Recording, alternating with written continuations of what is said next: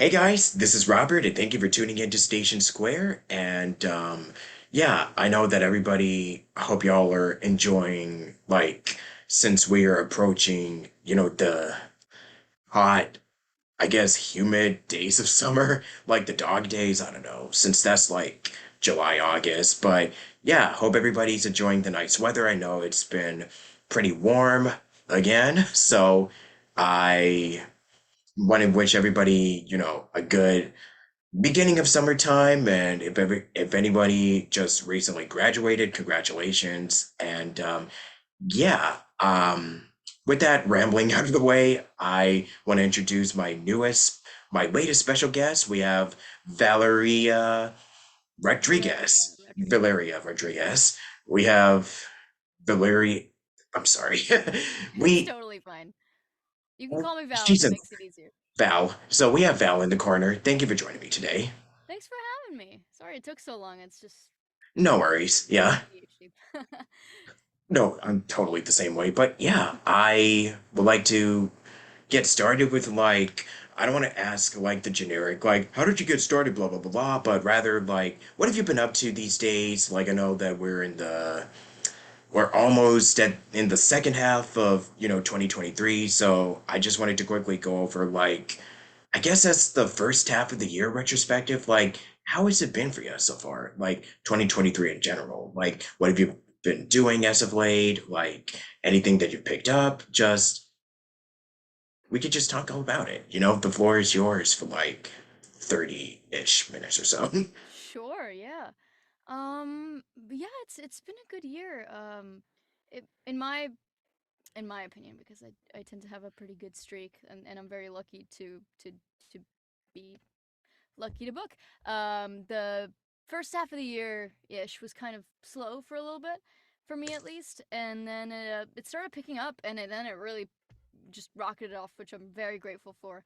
I'm doing great. I think we are on track to maybe better than last year. I honestly can't keep track, and that's something that I'm very kind of blessed to be able to say. Um, yeah, I went to a convention overseas. That was super cool. It was my first time overseas as any sort of professional. Last time I was overseas was as a little kid, just touristy stuff. But yeah, I got to meet a lot of folks in the UK, and that was super cool. Sign a lot of stuff. Got to do a couple panels, and it's been good. I just recently announced I did the new MacBook spot, so that was cool. Lots of good commercial video game animation work all around. So yeah, I cannot fathom complaining or asking for more. I'm very happy and very grateful. Congratulations, by the way. Thank you very much.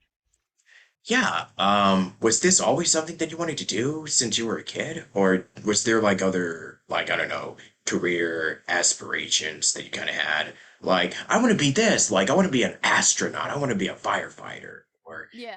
what's your story?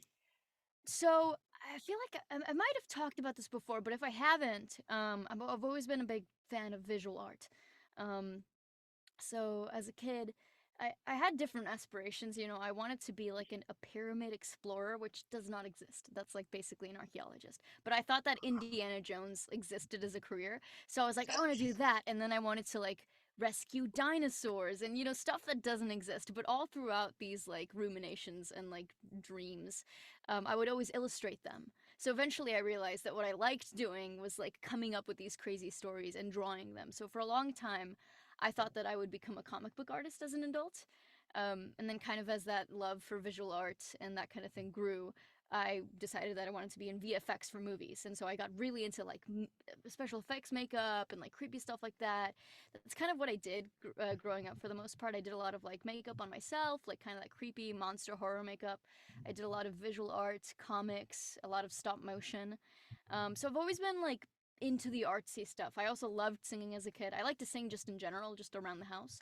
Um, so I've always been into arts, but I remember one day it was this like very specific moment where I found out that there are humans behind cartoon characters, and you've probably heard a million voice actors say this because we all have that realization of, oh my gosh, someone voices SpongeBob. SpongeBob does not just exist as an entity in the world.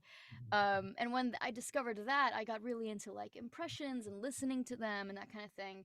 And I just started watching a whole bunch of videos about how to become a voice actor, and then I kind of pursued that path, and got super into acting and that kind of thing, because acting is essentially just playing pretend, and that's all I did as a kid. I only played pretend, whether it be playing pretend in my comics or like out on the street with my friends. So yeah, for a long time it was visual art, and I still have that dream of pursuing it, maybe one day publishing a comic in some far off future. But for now, I'm focusing completely on voiceover because it appears to be going pretty well. Yeah, right on. Yeah, I'm just really glad that it's going well for you so far.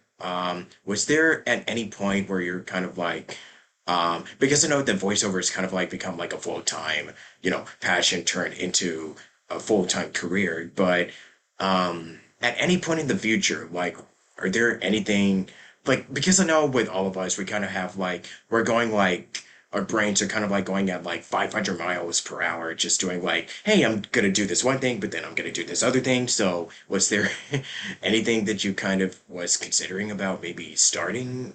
Like, I know you mentioned like, with the visual effects and stuff like being an artist and stuff like that, but anything else that you haven't really quite like, I guess, tapped into yet that you've always wanted to do? I have to think about that. I mean, I do want to do something akin to Critical Role. I mean, definitely something to do with like being a Hmm. dungeon master professionally. For a while, I was being doing dungeon mastering at like a physical game shop, and I would do it for kids. And then their parents would essentially drop the kids off, pay us, and we would take care of their kids for like 3 hours and just run them through D&D adventures. So for a long time, I was like really into that, and wanted to make a show based off of that. But I'm currently kind of in the works for that. I'm still fleshing out the world and writing stuff, and it's a really long process, especially for like a one-person team. Besides that, I mean, I try really hard to not monetize all my passions and hobbies. I try to just enjoy them and do them, because it's really important to have hobbies and passions that you're not monetizing, because that can like drain a lot of the joy from it.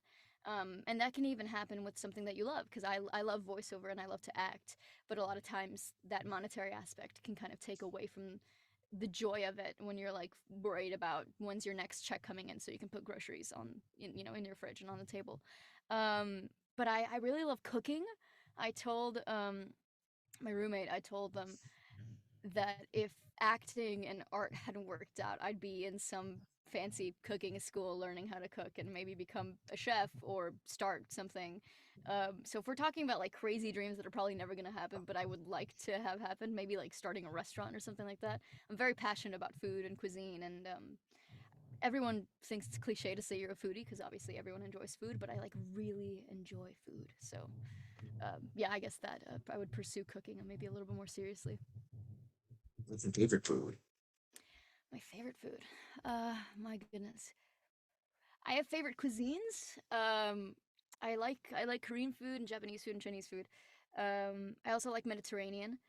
I'd say my favorite food overall. Baseline, I think chicken, because I would think that that was too basic, but every time I find myself going to Postmate something when I don't have the energy to cook, it's always chicken wings or chicken tenders. So maybe I'm gonna maybe say chicken wings for my favorite food. Good choice. What about you? I want to know about your favorite food now. I like spicy stuff. Oh, hell yeah. Okay, what do you like? Yeah. Let me see. I used to eat like a lot of hot Cheetos, but I kind of had to cut back on that because it messed up my stomach. But Yeah. let me see. TMI. I have IBS and GERD, which are both gastrointestinal diseases. Or no, one of them is a disease. I love hot Cheetos as well, but also had to cut back because they just obliterate my stomach. They're not good. They're not good for the tummy. Yeah. Like, I went through a whole thing a few years, like about a decade or so ago, which I not fun looking back on. Let me see. What else do I like? I have been getting into like, you know, I like tacos, nachos, like trying different, like, Mexican, Italian stuff like spaghetti and, garlic and all that stuff, garlic bread, tomato. Yeah. I'm just kind of like, I like different cultures and I like trying different, stuff. Because like I said, I'm kind of somebody who's kind of, I like to try different stuff, like experimenting and doing new stuff, doing new things. I kind of get bored trying the same thing over and over again. So I'm just like, you know what? Let me broaden my tastes and horizons. You know what I mean? Yeah, no, absolutely. I'm the same way. I cannot. Yeah, People are like, "Oh, what could you eat for the rest of your life?" I'm like, "Nothing. I cannot mm, have the same thing every day." exactly. Yeah, and the only reason I don't mention Mexican food as my favorite food is because I grew up eating Mexican. So like, for me, it's when someone's Mm, like, "Let's go get tacos," or "Let's go get Mexican food." I'm like, "No, please. I have that like yeah, every day." Because my mom, we immigrated to Mexico, so my mom was making like yeah, all that traditional stuff every day. So people would be like tacos, and I'd be like, "No, let's go yeah, somewhere else." I also like Italian food. Um, I like I like garlic bread a lot. Yeah, anything with garlic yeah, in, which also isn't good for for. I think raw garlic isn't good for my stomach. I can't remember which yeah. one, but I like I it though. think, yeah. Sure. I used to eat like a lot of like sweets and sugar, like cookies and stuff. But then of course, like, gotta take care of your teeth. Don't want them cavities. You know what? I learned that the hard way. This is a random tangent about dental hygiene. It has nothing to do with voice acting or any of Okay, this. go on. Um, I, Go ahead. my teeth were something was wrong with my teeth. I think I was experiencing pain, and I went to two different dentists here in LA, and they both said completely different things, and also exorbitant prices, stuff that we couldn't afford. And my mom was like, "I have a cousin in Mexico, and he's a dentist, and it would be cheaper to fly to Mexico and meet with my cousin than to get anything here." And we were like, "Okay," so we went to Mexico, and it turned out that I didn't have any of the problems that the other dentist said. I had cavities. So he took them out, he filled them up, and I've been good to go for like, oh my gosh, it's been maybe 8 years. I don't know. I've been good. Like, they have Yeah. not cracked, anything like that. And what he told me was that basically you can have all the sweets in the world, sweet soda, whatever the heck you want.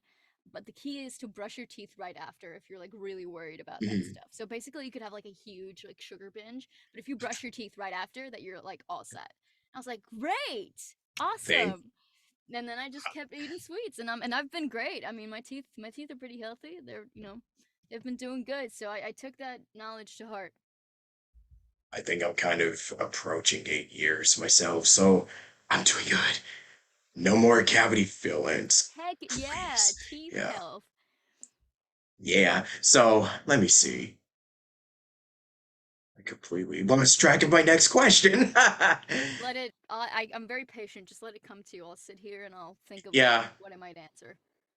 Yeah. I'll just awkwardly sit here and just think about stuff. This is what There is that an edit tool, right? You could cut that. no, no, no. I like it raw, man. Like Oh off the wow, just cuff. Yeah. Yeah. okay, awesome. No, I love that. That's awesome. Yeah, because it's not like one of those.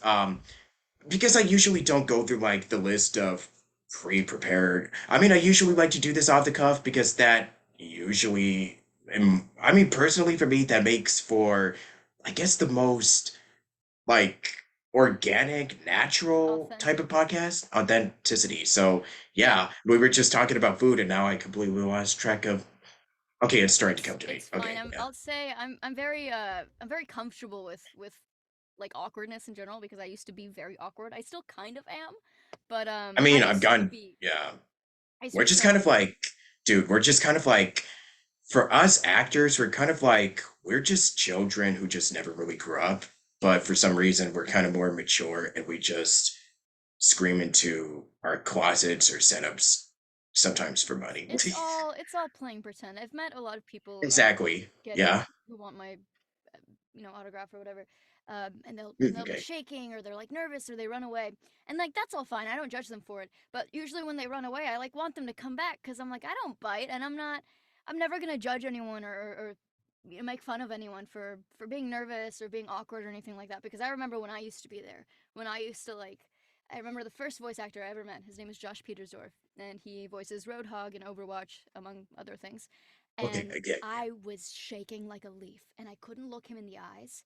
And I was like super excited, and I was like, "Okay, nice to meet you." And then I ran away. So I remember being there, and I will never. I don't know. I don't. I'm a big dork myself, so I will never judge anyone or Yeah, think it's weird. So I've like a really high threshold for like awkwardness because I'm like, oh, I get you. I used to be exactly like you, and the only reason I'm different is because I went to therapy for a while and I learned to find my own confidence and love myself and all that yeah. stuff. But if I hadn't, or if I had stayed in school or whatever, because I dropped out, if I had stayed in school, I'd probably be Jeez. super awkward. So I totally get it. It's not a big deal for me. Yeah. Speaking of voice actors, I remember like, and I just went to. Oh, by the way, for anybody who went to like Sonic Revolution like last weekend, wow, I can't believe it's been over a week already. Thank you for making it such an amazing time. But like meeting two Sonic voice actors because that's kind of my hyperfixation. Like I I grew can up with see Sonic that. the Yeah. Hedgehog. So meeting the voice actors from like the late 90s, early 2000s to like the mid like Ryan and Jason at the same time was kind of like, wow, okay, this is uh I guess this is how all these years of being hyperfixated on a hedgehog, this is what's leading up to this moment. Okay. But I was really cool. Um, I mean, I wasn't like, okay, my gosh, you hate this in X voice. um, I wasn't like that. Oh my gosh. Hi. Can I follow you every And I mean, like, I followed them on social media, but I'm like, I want to follow you to your hotel room. I wasn't that crazy. I'm I was glad kind you of weren't, and like, I think that's usually you get kicked out when you say that to them at the convention. yeah, yeah, yeah. I was like, oh my gosh, I named my OC after you. I was, yeah. But, like, in all seriousness, though, like, if there's an actor that you really admire and you appreciate, like, it's totally normal to be nervous and, or just be like, have that, what is it, that butterfly feeling Yeah. in your stomach and stuff like that. But don't be weird or don't be too stalkerish because nobody really appreciates that. Right. Oh, and Yeah. of course, yeah, yeah. There's a threshold. For me, it's like weirdness is fine usually. Yeah. I've had people say, I wouldn't say inappropriate like too far, but like slightly not in, I don't want to say inappropriate because I want people to have opinions, but I have had people come up to me and they'll be like, "I don't like your character." And I'm like, "Okay." And Okay. my preference would have been if they hadn't come up to me to tell me that. Um but it is a free world, is it not? I think the threshold is be respectful on me, be respectful to them, they be respectful to me. So don't Yeah. it's like personal boundaries because I think a lot of time we form these like parasocial relationships and we're like when they meet me they're going to want to be my best friend, and then they Oh. like puppy dog follow you around the convention. And the worst thing for us is to have to tell security or have to tell someone to get you because we don't want you to have a bad experience. So the best thing is we have our like interactions at the table and then we leave them there because it's not Yeah. that we're too snooty to like talk to you or all that, but like we have personal lives. We're usually pretty tired. We want to get back to our hotel. We want to know that we feel safe. And the Yeah. truth is, we never know who we can or can't trust, no matter how nice you seem or harmless or whatever. So there's definitely a threshold. But besides that, I'm fine with even the people who tell me that they don't like my character, as long as you're not like screaming in my face or saying anything mean. I'm usually like, okay, that was a little weird, but it's fine. Oh my gosh, you have so many horror stories, which I'm not gonna get into here because that is opening up a can of worms, which I'm not gonna do here. Yeah, yeah. I've Um, I've always tried to be pretty respectful with my interactions exactly.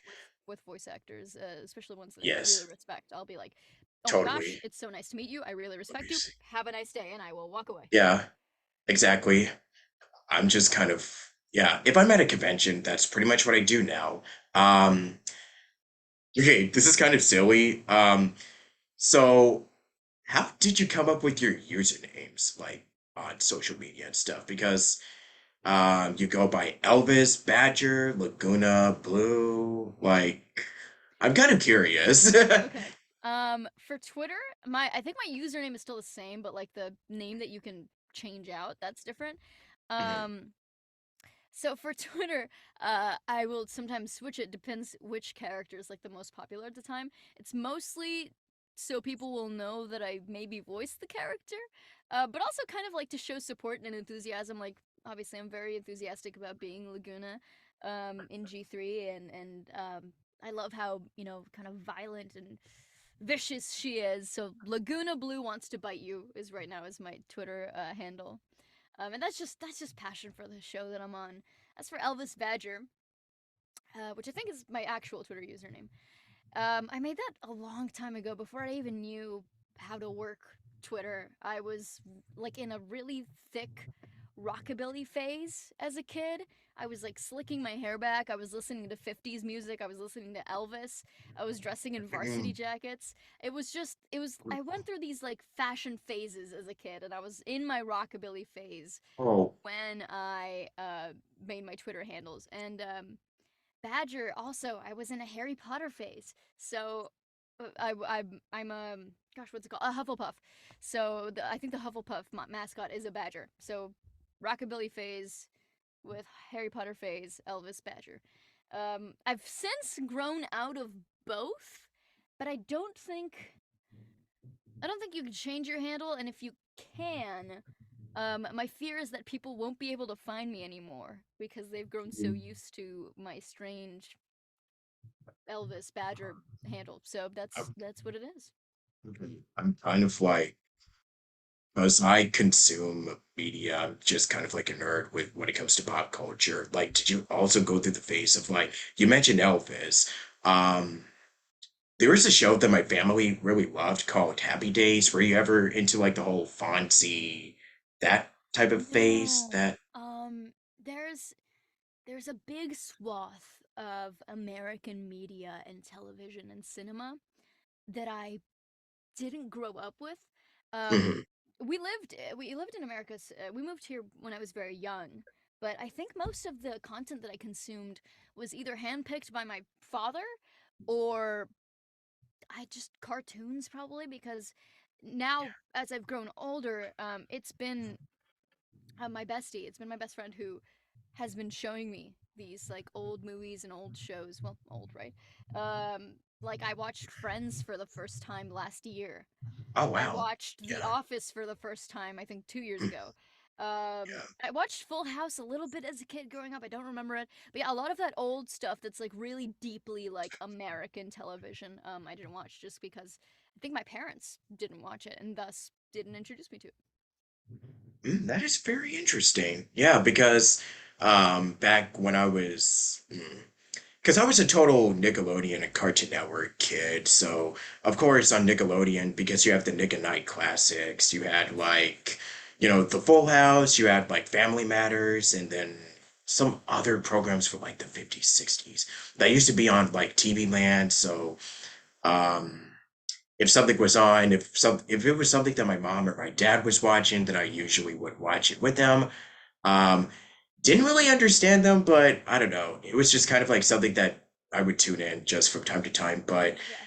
now when you get older, it's like, oh, okay, so you start appreciating like, the more I guess the humor that they had or just, the jokes that they would be putting in there. And I don't know, it just seemed like at the time it was kind of like I'm gonna sound like a boomer. It just seemed like times were so much simpler. You know what I Oh mean? yeah. Oh Yeah. yeah, It's just absolutely. like to the good old days of Yeah. television, you know. Yeah, and I mean that's a phenomena that cycles back. It's very cyclical in Yeah, human nature, right? Because the generation before us says that as well, and then the one before us says that because everything is simpler when we're kids. Obviously, we don't know anything exactly. about Yeah, politics, world events, uh, death, disease, all that. All that stuff. For most of us, life tended to be a lot simpler as a kid. So yeah, we saw everything through like kid, colored glasses, rose-colored glasses, and yeah. And sometimes I'll go back and I'll watch stuff, and it's not that good. But sometimes it is good. Like I will sometimes I'll go back and I'll get stuck on an episode of SpongeBob or two, and I'm like, oh, there's about 1,000 adult jokes that I did not get as a kid, but it's hilarious, Exactly. fantastic Yeah. writing. For That is the me, key here is good writing. for me, it's Animaniacs. Like the old Oh one my from like gosh, the 90s. Yeah. It's kind of like, oh yeah, what? that's an adult show, fully, just full stop, an Yeah. adult show. I didn't get like that one joke that everybody's talking about, you know the one. I didn't get it when I was 10, but I'm like, okay. Or like What? if you're watching I might not Rocco, know yeah, which joke you're talking about. it's the one with, the prince one. Yes, yes, I actually did. Yeah. I just saw. Okay, Rocco's Modern Life. I watched that as well. I liked Yes. Rocco's. That was also like a very adult show. Yeah, but it's like when you get older, it becomes more relatable because it's as the title says, it's modern Rocco's modern life, but because I know that the show was made in the 90s, but it still resonates with audiences today because you could watch it from like um when Rocco is getting a job, that is something that a lot of us are still like, that it still holds up and it resonates, and it's so like it still holds true to this very day. So that's something that I really appreciate is that like from something that was made like 30 years ago and it still holds up. Like last night, I was just watching Nightmare Before Christmas because I don't know why I was kind of in that little like spoopy type of Yes. Halloween type of hit last night, but I watched it and it still holds up amazingly well, and I highly recommend it. I think that's pretty much all I'm gonna say. What were some of your other favorites that you've, I don't know, watched or played as a kid that also played it, that was also a large impact? Like So many. anything that you wanted? Yeah, So many. I was raised on cartoons. yeah, And not even through my parents' intervention. I found them all on my own. exact. I did too. Yeah, yes. Adventure Time, but just Oh, Adventure Time fully. wow. Oh From man, that beginning to show, finish. man. Yeah. You have I no idea how considered. big that show Oh was my gosh, yeah. like I a decade considered getting a ago. tattoo for it. Just because I loved it Mm. so much. I still haven't yet. I have a Spirited Away tattoo. Um, Oh my gosh, yeah. it's right here. There it is. It's I don't know if you could. It's very dim. My camera's not that great, but it's supposed to be Haku. Um, but yeah, Teen Titans, Avatar: The Last Airbender, the original one, obviously. Those were like the pillars, I think, and I was a huge Adventure Time gal. I love that kind of absurdist, weird, bizarre, kind of more dark, kind of comedic thing. Obviously, it's kind of got fantasy elements. I read a lot of fantasy books as a kid. I'm a Warriors Cats girl. I read a lot of Warriors Cats, a lot of fantasy books. So that's kind of what I grew up on and what influenced a lot of what I like. I discovered The Hobbit very late in life, the book, but that became one of my favorite books of all time. Um, and yeah, I mean, to kind of go back and hit on what you were saying before about Rocco's Mountain life still being relatable. There's this like kind of very prevalent, pervasive sense of like everything is the same and it all cycles back that I've discovered through. I've gotten into archaeology lately. Just I get into various different things, but I was reading about these like the culture in ancient Mesopotamia and just different cultures, and culture will always shift in these small ways, but we kind of always remain the same. Like our struggles are always the same. Like the guy wants to get the girl and he can't, or jealousy, or all these themes that remain even from thousands of years ago. Which I think is cool, and it kind of ties in also to animation. Is that you can watch any old cartoon and like you said, you kind of have that moment of like, oh my god, this is still relatable, and of course, why wouldn't it be? Because we're all human, and if the writing is great, then it's gonna hold up. Like the old Batman, the original one, and all these old cartoons. If it's good, it's good, and we can continue to relate to them. And the same goes for all these cartoons that I loved and grew up on as well. Yeah. So let's talk about some of the projects that you've done because um lately you've just been really crushing it. I mean, Monster High, Genshin, Fire Emblem, and yeah, just a lot of different, shows and projects that you've worked on over the past couple of years. So let me see. I guess out of all of them, I don't want to ask which one is your favorite, but which ones have meant the most to you on a personal level? What would you say are some of your I best think personal? I think probably Monster High, just at the top, because I get to play a monster, which I love monsters. That's something that we didn't get to hit on, but I love horror. I love monsters, the Wolfman, just anything creepy, horror, anything. So being able to play a kind of a very pretty, cute, but vicious monster was super cool because we grew up watching these like pretty, dainty, cute characters, but they're always watching their tone or they're always being like very gentle and delicate. But here you have this very beautiful, like pretty young sea monster who just gets to be an absolute vicious monster. And I thought that was so cool to be able to play and interpret a character like that. And someone who I connect with, obviously, because she is from the sea and she is a monster, but she's off the coast of Honduras, which is very close to where I was born. I was born in Cancun, Mexico. So to kind of have those similar roots was super cool to play a character like that. And honestly, more recently, Sucrose as well. I got to have that scene with Kale where we have like a heart to heart about not being able to connect with people and like feeling like we don't fit in and finally finding each other. And that scene was actually really important to me, and it made me feel a lot of like sympathy and empathy and connection with Sucrose as well as with Kale. And it was kind of that first moment where I really, really felt connected to Sucrose. And I did before because Sucrose is kind of shy and she's kind of awkward and she's really into her projects, and that's kind of how I was as a kid. But this scene that I got to do with Kale, where we're kind of sitting on the grass and we're discussing, how hard the world is for us or whatever, was really touching, and it was really important to me, and it felt very poignant. And there's like a lot of sadness and emotion and happiness in that scene. So I think those are kind of my pillars of like this. These are the most important things to me right now. Yeah, and how's your all overall experience been, with the Genshin community? It's been rocky. Um, as with Uh-huh. any fandom, fandom is, I could dig into the etymology and the roots of the word itself, but it is essentially akin to let's say diet obsession, right? And I'm no stranger to that. Obviously, I've been in fandom before, and maybe I'm still in certain fandoms. Um, it's it's mixed. There's a lot of freedom to say whatever the heck you want with anonymity, and the internet brings a lot of anonymity, even if you do have, your face as your profile picture or what have you. Saying something similar to someone's face is a lot more difficult. Um, so I've had a lot of mixed stuff. I've had a lot of people who are very sweet and kind, people who draw fan art or who say I'm so excited for this or that, or just leave a kind comment that might make my day or that kind of thing.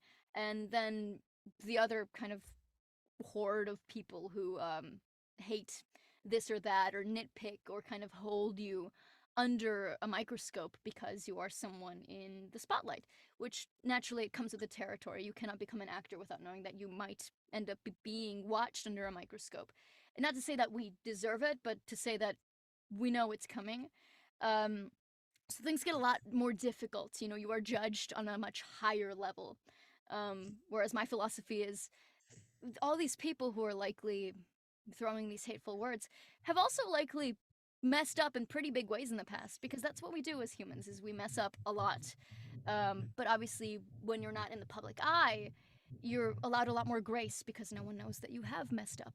So I've had to grow and learn with it, and learn to ignore it and not interact, because my mistake was interacting with the people who were being hateful or that kind of thing. Because at the end of the day, I think a lot of the times they want attention. They just want someone to hear what they're saying. And I'm trying to take a more kind approach, whether it be responding with kindness or just simply not responding at all. But yeah, it's been a mixed bag. I think especially with the Genshin fandom, they're very passionate, whether it be love or hate.